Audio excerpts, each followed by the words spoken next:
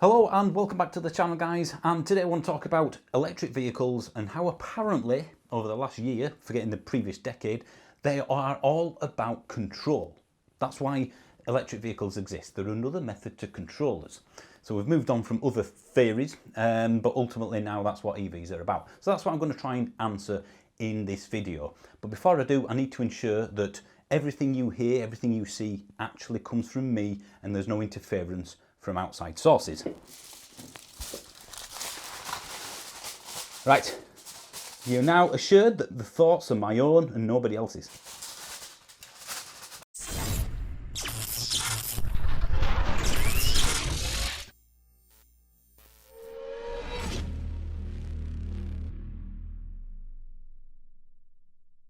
Now, don't get me wrong, electric vehicles, like every car we have, petrol or diesel or whatever, will have a certain level of control over them by, let's say, the government, you know, taxing and stopping us going into certain areas. And my point is, yes, there are control elements, but no different to what just any car would be. So essentially, we're no worse off, we're no better off. It's a car. The fact it's electric changes nothing. I mean, this is a direct quote, and I'm not going to say anyone specifically in this because they're not here to defend themselves.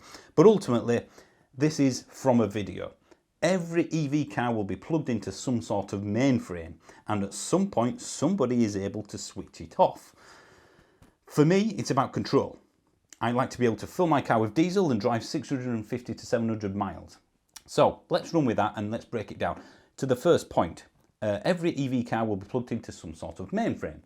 Now, it's correct, and that's how all great theories work. You sprinkle truth and then the rest of it is more believable. But yeah, I can contact my Tesla with an app and essentially turn the heating on, turn the air conditioning on, see where it is, things like that, which is a good thing. As a consumer, I want this because then in winter I can get it to be nice and warm for when I get into the car. There's no defrosting, no scraping the windscreen for me because of this function and feature. So it's something that consumers are actually wanting. It's not something that the government are pushing on you. However, connecting it to, as I said there, a mainframe, or making it a smart device, I guess, how is that any different from any other car? Now, BMW, just to use one manufacturer, but lots of them, if not all of them, have their own version. BMW started with their connected services, I think in 2008, although it was under a different name. But essentially, skipping forward, every single BMW produced, petrol, diesel, electric, from 2014 onwards, has had BMW connected services as at least an option.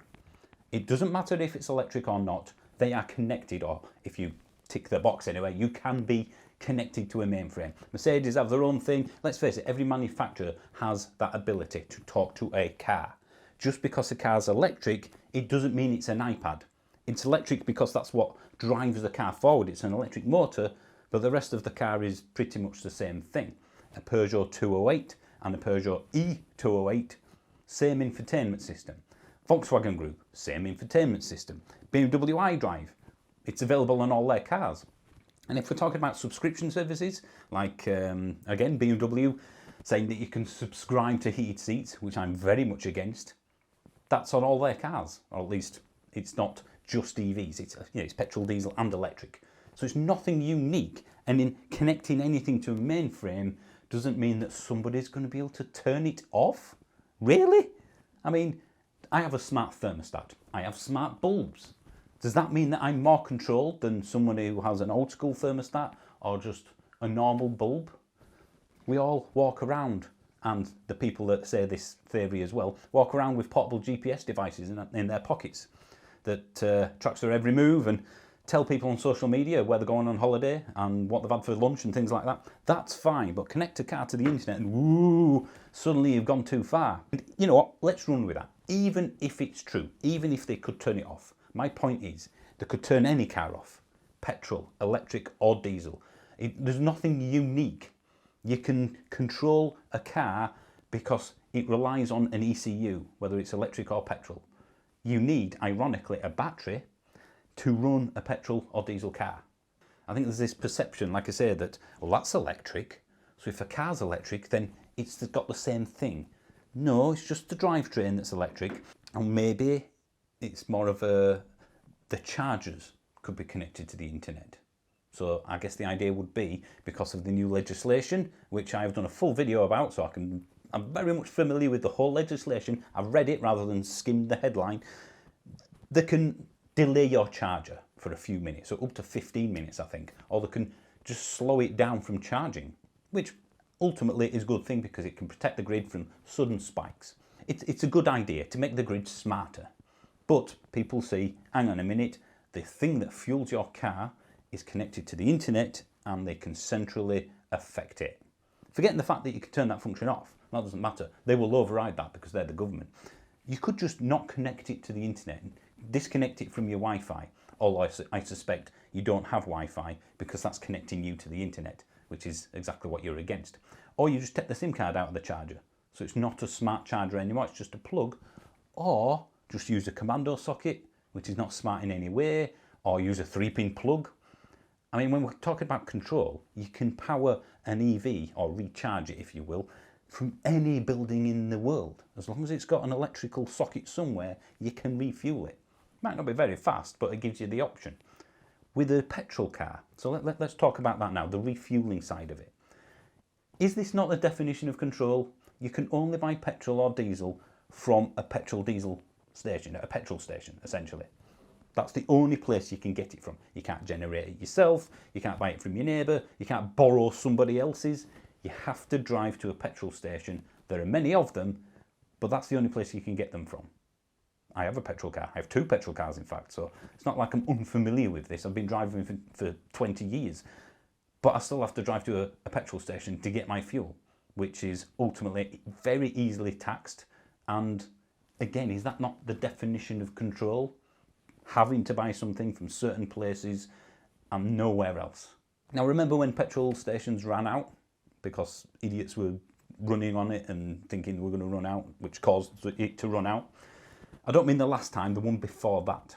I mean, my wife works for the emergency services, and they were told, certain petrol stations around us, you could only get fuel if you were a car from the emergency services. So only the police and the ambulances were allowed to fuel up because they were running out.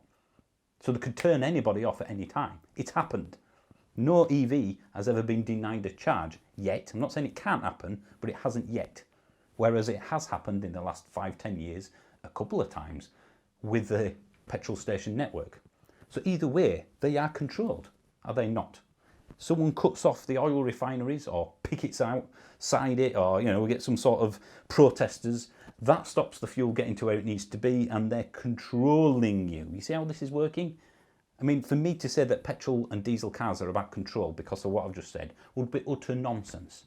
And it's the same with EVs. It's utter nonsense. I like to be able to fill my car with diesel and drive 650 to 700 miles. So maybe it's about range. Maybe it's because EVs can't do the range of at least some petrol or diesel cars. Now, the car I've just taken out today for the first time in a few months, it's 18 years old, Andy buys cars as well. But ultimately, that's probably got a range of, given how it's driven anyway, 250, 300 miles, something like that. Now, I don't see that as more controlled as a diesel Audi that does 600-700 miles. Just because it doesn't do the range, am I more controlled or less controlled? Or does it really not make any difference whatsoever? Look at Norway. Different country, I know, but I think it's roughly 20-odd% of all their cars on their road are full electric. They're about 10 or 15 years ahead of us. Does anybody think Norway is controlled? If you go to Norway, do they go, oh, we're controlled because we've got so many electric vehicles on the road?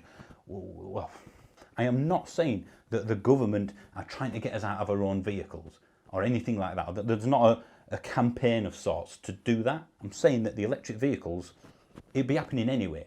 Do you think that if EVs disappeared overnight, or even they never existed in the first place, this would not be happening? But no, it's landed at the feet of EVs. Now, there are certain things out there that I do agree with, like the ULEV zones, things like that. If you're going to ban certain types of cars from, let's say, the City of London or the greater area because of emissions, because of the air quality, then ban them. Don't make it so you can just throw money at it and pay your way out. Because I agree, it then means that people with lots of money will just Well, I can drive anything into that, I can afford it. The range, it's just a temporary restriction, I see it, of technology. Technology has changed EVs from 10 years ago that did 70, 80 miles on average to now 150 to 200 miles and beyond. We will get EVs 10 years from now, 20 years from now, that will probably do 400, 500, 600 miles at a cheap price, at a much faster charge rate. We just haven't got there yet. Another thing about this control thing is that they're pricing people out of the car market because they are more expensive than their petrol counterparts. Although I think a lot of people are forgetting how much a car is these days. When you're looking at, I think it's about £18,500 for the list price of the very cheapest Ford Fiesta. About 19.5 last I looked anyway for a Polo. 20 odd £1,000 for the cheapest base entry level Golf. That's way more expensive than it was just a few years ago because everything's gone up. Yes, electric vehicles right now are more expensive. Just like any new product to the market, any early adopter thing.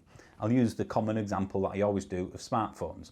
If people didn't buy too expensive smartphones that were buggy and didn't work well when they first came out, the first iPhone sort of generation, then we wouldn't have the cheap smartphones that work really well and everybody enjoys their usage. Yes, I can access the internet, but everywhere I go, there's hardly any data signal. The infrastructure's not good enough. Sound familiar? Fast forward, and we've got what we want, that everybody has access to it. Hell, you see these school kids walking around with smartphones. Stop thinking that EVs are an instant replacement for cars today. I think it's roughly 2% of all vehicles on the road are full electric. 2%. We're just, again, right at the beginning. Even though they've been out a decade, it's going to take decades longer. There is one topic which I guess you could say that the government are stepping out of bounds a bit on, and that's the ban.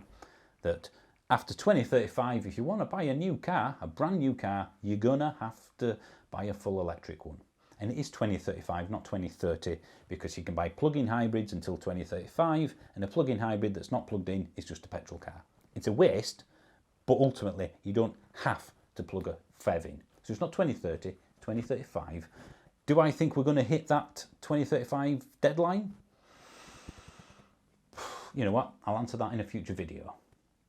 Things don't come out at their cheapest price. They're usually expensive initially and then get cheaper as they get mass produced and R&D gets put into making them cheaper, which is ultimately what's happening right now. There's so much R&D going into battery technology and different technologies to make them cheaper, to make them more affordable. And to anybody that says, oh, well, I only buy 10-year-old cars, well, then you don't have to worry about it until what, 2045? It's a long way off. I'm finished now. Thank you for watching. And if you want to support the channel, please click the join button or even subscribe. If you join, then it's 99p or more if you feel generous a month. And you can cancel it at any time. And that means you get videos like this on Sunday instead of Friday, members only videos occasionally, and a live stream at the end of every month.